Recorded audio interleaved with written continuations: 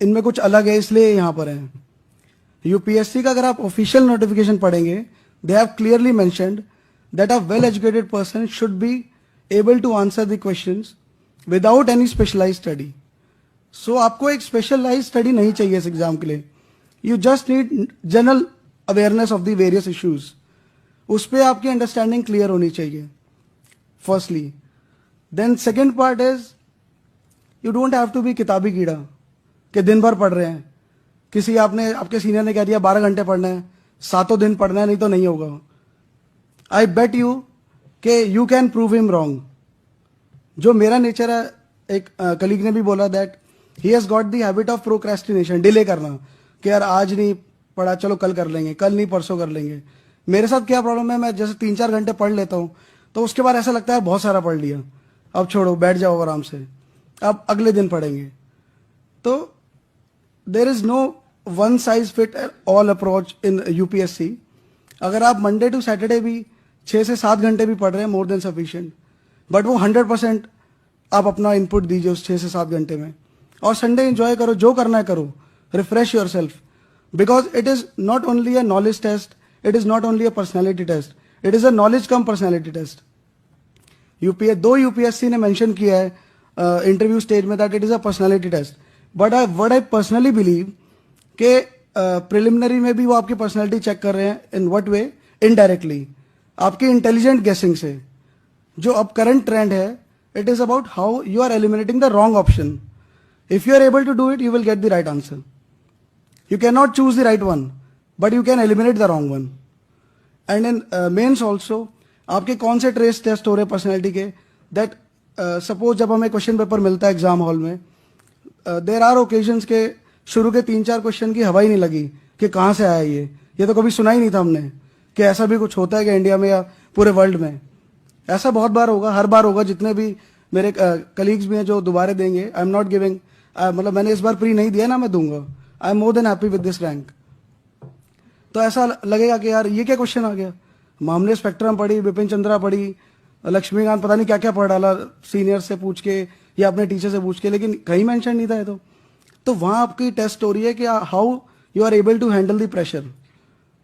मैंने वो भी एक क्वेश्चन आया था, I would like to share it with you all.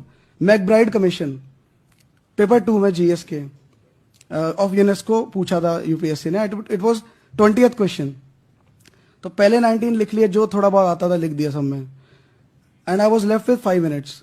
मुझे कुछ नहीं पता था मैकब्राइड क्या है, कब हुआ, ये बहुत पुराना कमीशन होगा कुछ तो, बट यूनेस्को की फुल फॉर्म पता थी कि हाँ ये एजुकेशन से और इन सब से रिलेटेड है। तो बस मैं मैकब्राइड में वही सब लिख दिया यूनेस्को का बना के, एंड लास्ट में लिख दिया यस इंडिया इज सपोर्टिंग, बिल्कुल पॉजिटिव। पता नहीं इंडिया ने सपोर्ट किया है कि नहीं किया, या क्या मैकब्राइड था वो, बट इंडिया इज सपोर्टिंग। सो मुझे पता है उन्होंने, जिसने भी चेक किया होगा 0 दिया होगा 100%। बट एक आपका वो, आप एक एटीट्यूड डेवलप कर रहे हो कि यार किसी भी क्वेश्चन से घबराना नहीं है हमें, बिकॉज डरने की इस एग्जाम में कोई जरूरत ही नहीं है ना। आज नहीं हो रहा, कोई बात नहीं, कल होगा। इसमें बहुत टाइम ऐसा आएगा जब आपको लगेगा कि यार आई एम फ्रस्ट्रेटेड। मतलब मेरे कलीग्स, जैसे वसंत और मैं एक ही बैच के हैं, 2007 बैच के हैं बीजे से। सो हमारे कलीग्स एमडी कर रहे हैं, मतलब रेजिडेंट है बीजे में, इंडिया में कहीं पे भी, 1-2 की हो भी गई है। तो वो हमसे पूछते थे यार कब होगा तेरा यूपीएससी क्लियर। रांझना मूवी में डायलॉग भी है ना कि इश्क नहीं हो गया साला यूपीएससी हो गया, क्लियर ही नहीं हो रहा है। ठीक है, तो they used to ask me seriously कि यार कब होगा भाई, कब निकलेगा तेरा एग्जाम, मतलब तू इससे अच्छा पीजी कर ले। ऐसे टाइम्स आएंगे, ऐसे कमेंट्स भी मिलेंगे आपको। बट उस समय एक चीज याद रखना कि आपने अपने किसी भी फ्रेंड के लिए ये लाइन नहीं चुनी है, आपने अपने लिए लाइन चुनी है। ठीक है, व्हाट मैटर्स इज यू। और सपोर्ट सिस्टम की भी बात हुई आज यहाँ पे, वो बहुत इंपॉर्टेंट है। लेकिन मैं उसमें एक छोटी सी बात जोड़ना चाहूंगा। सबसे बड़ा सपोर्ट सिस्टम आपके पेरेंट्स हैं। जब वो आपके पीछे खड़े होकर कह देंगे ना कि बेटा बेटी हम तुम्हारे पीछे हैं, आप अपनी तरफ से बेस्ट करो, जो रिजल्ट आएगा देखी जाएगी, उस दिन आपको लगेगा कि हमने बहुत सही डिसीजन लिया है। बिकॉज जब आपके मन से डर खत्म हो जाएगा ना रिजल्ट को लेके, फिर आप अपना इस एग्जाम में बेस्ट शॉट देंगे, और जब आप बेस्ट शॉट दे देंगे फिर कोई नहीं रोक पाएगा। मतलब मैं ये चीज करता था कि रात को सोने से पहले I used to say to myself that I will clear this exam and nobody can stop me, trust me, ये इट वर्क्स लाइक वंडर्स। आपके अंदर इतनी पॉजिटिविटी भर देगा ना ये लाइन, जब आप ये खुद को बोलोगे, किसी और को नहीं बोलना चिल्ला के माइक पे कि लोग फिर बाद में मजे लें आपके कि यार ये क्या बोला था तुमने। ठीक है, खुद को बोलना है। और अगर जो अभी प्रिपरेशन नहीं कर रहे हैं तो एक बुक मैं सजेस्ट करूंगा, the power of your subconscious mind by doctor Joseph Murphy. It's really a very good book. आप उसको पढ़िएगा तो बहुत ज़्यादा आपको मोटिवेशन मिलेगी लाइफ में, हर एक चीज़ आपको बहुत आसान लगेगी। और बस ज़्यादा कुछ है नहीं कहने के लिए। अतुल सर का मैं थैंक्स बोलना चाहूँगा दिल से कि इन्होंने मेरे को दिल्ली से इनवाइट किया यहाँ पे आने के लिए, और मैं स्पेशली सिर्फ इसी फंक्शन के लिए आया हूँ दिल्ली से, और कोई काम नहीं था मुझे यहाँ पर। So thank you all for इतना आपने पेशेंस रखा कि मैं लास्ट कैंडिडेट हूँ बोलने के लिए, बट फिर भी सुन रहे हैं आप लोग, सो नहीं रहे हैं। तो thank you so much, best of luck. एक सचिन बोलला त्यावरून मला 2-3 गोष्टी आठवल्या.